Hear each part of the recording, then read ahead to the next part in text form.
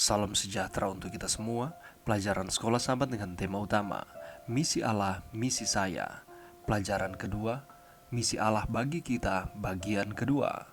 Sahabat petang, ayat hafalan, karena itu pergilah, jadikanlah semua bangsa muridku, dan baptislah mereka dalam nama Bapa dan Anak dan Roh Kudus.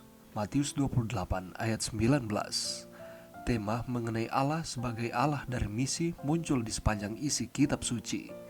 Itu adalah benang penghubung di sepanjang sejarah manusia, dan itu juga menyatakan maksud Allah bagi ciptaannya. Lebih jauh lagi, tema ini menggabungkan pernyataan ilahi dengan sebuah fokus utama, yaitu pemulihan gambar Allah dalam diri anak-anaknya yang sudah jatuh. Misi Allah juga berfungsi sebagai latar belakang melalui mana kita harus melihat dan mengerti firman Allah kepada kita. Ketika kita membaca kitab suci, kita bisa mengidentifikasi satu pribadi Allah yang benar-benar ingin menjangkau kita. Terlepas dari perpisahan yang diakibatkan oleh dosa, melalui misinya, Allah terus-menerus memulihkan hubungan yang sudah rusak dengan manusia, sampai tiba pada saat yang mulia ketika Dia membuat segala sesuatu baru. Sementara itu, Allah telah memilih untuk menyatakan dirinya kepada kita dalam satu cara agar kita bisa mengerti akan sifat dan maksudnya, dan di atas semua itu kita bisa memiliki sebuah hubungan yang nyata dan bertahan lama dengannya. Dengan kata lain, kita bukan hanya bisa mengenal Dia, tetapi juga bisa membagikan kepada sesama pengalaman kita dengannya dan juga kasih-Nya yang menyelamatkan. Itulah sebabnya dalam kitab suci Allah memberikan kita unsur-unsur dasar dari misinya tersebut. Sebelum naik ke surga, dalam khotbah perpisahan Yesus memberi tugas kepada murid-muridnya. Ia berkata, "Kepadaku telah diberikan segala kuasa di sorga dan di bumi. Karena itu, pergilah, jadikanlah semua bangsa muridku, dan baptislah mereka dalam nama Bapa dan Anak dan Roh Kudus." Penugasan ini kemudian dikenal sebagai amanat agung. Dengan amanat agung, Yesus menetapkan tujuan yang harus dicapai gereja dalam segala zaman dan segala situasi. Di samping memberi tanggung jawab yang jelas untuk menyebarkan ajaran-ajarannya kepada semua bangsa di seluruh dunia, Yesus juga meyakinkan para pengikutnya bahwa menyelesaikan tugas yang menantang ini dimungkinkan karena kemahakuasaan dan kemahahadirannya yang akan Dia lakukan demi mereka.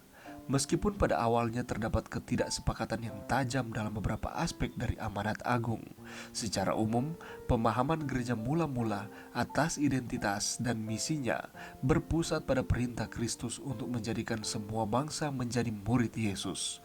Faktanya bahwa masing-masing dari keempat Injil diakhiri dengan sebuah versi amanat agung. Sejak saat itu, amanat agung telah ditafsirkan dan diterapkan secara berbeda selama berabad-abad. Sepanjang minggu ini kita masih akan melanjutkan pelajaran kita yang kita telah pelajari pada minggu yang lalu. Dan pada saat ini kita akan melihat bagian yang kedua mengenai misi Allah bagi kita. Di dalam pelajaran kita sepanjang minggu ini kita akan mempelajari bersama mengenai Allah Tritunggal. Apakah yang dimaksudkan dengan Allah Tritunggal ini? Bagaimanakah pengertian kita terhadap konsep Tritunggal ini? Dan apa kaitannya dengan misi yang disampaikan oleh Allah kepada manusia? Bagaimanakah kita dapat mengerti bahwa misi itu berasal dari Bapa, Anak, dan Roh Kudus? Dan apakah penugasan misi itu berbeda-beda satu dengan yang lain atau merupakan suatu kesatuan? Setelah itu kita akan mempelajari bersama mengenai pemuritan. Bagaimanakah konsep dari pemuritan ini? Dan apakah yang harus dilakukan agar supaya kita sebagai murid-murid Kristus fokus terhadap misi tersebut? Bagaimanakah kita supaya dapat menjadi murid Yesus? Ketika kita menjadi murid Yesus, kita harus melewati akan proses pemuritan. Bagaimanakah supaya proses ini berlangsung dengan baik dan efektif, sehingga kita dapat sadar bahwa kita adalah murid-murid Kristus? Kita juga akan mempelajari bersama mengenai Injil kekal. Apakah yang dimaksudkan dengan Injil kekal ini? Aspek-aspek apa sajakah dari misi Allah yang bisa kita identifikasi dalam Injil yang kekal? Aspek-aspek apa sajakah dari misi Allah yang bisa kita identifikasi dalam Injil yang kekal, yang dinyatakan oleh malaikat pertama dari pekabaran 3 malaikat ini di dalam Wahyu 14 ayat 6 dan 7? Dan bagaimanakah konsep penghukuman dihubungkan dengan Injil yang kekal dalam pekabaran malaikat yang pertama ini? Dan mengapa Injil itu harus menjadi tema utama dari gagasan tentang penghukuman? Dan di sepanjang sejarah dunia ini ada umat Allah. Siapakah mereka? Dan apakah yang harus dilakukan sebagai umat Allah? Kita akan mempelajari bersama. Ada tujuan Allah yang mula-mula bagi umatnya yang dicatat di dalam perjanjian lama. Apakah tujuan tersebut? Dan ketika kita telah menjadi murid, ada yang harus kita lakukan, ialah jangkauan keluar. Kemana sajakah kita akan pergi untuk kita dapat sampaikan misi Allah ini? Dan mengapakah Allah menggunakan kita sebagai rekan sekerjanya untuk menyampaikan akan misinya? Tidakkah Allah sangat berkuasa untuk dia dapat sampaikan akan misinya secara pribadi tanpa harus melibatkan manusia? Mengapa manusia harus dilibatkan?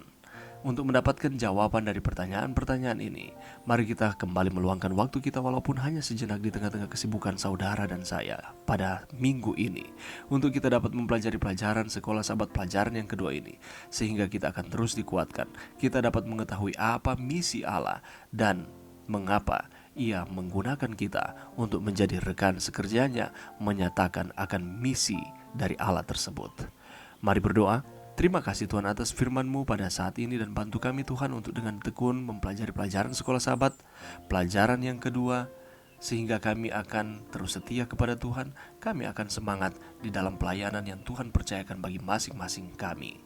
Ini doa kami di dalam nama Yesus. Amin.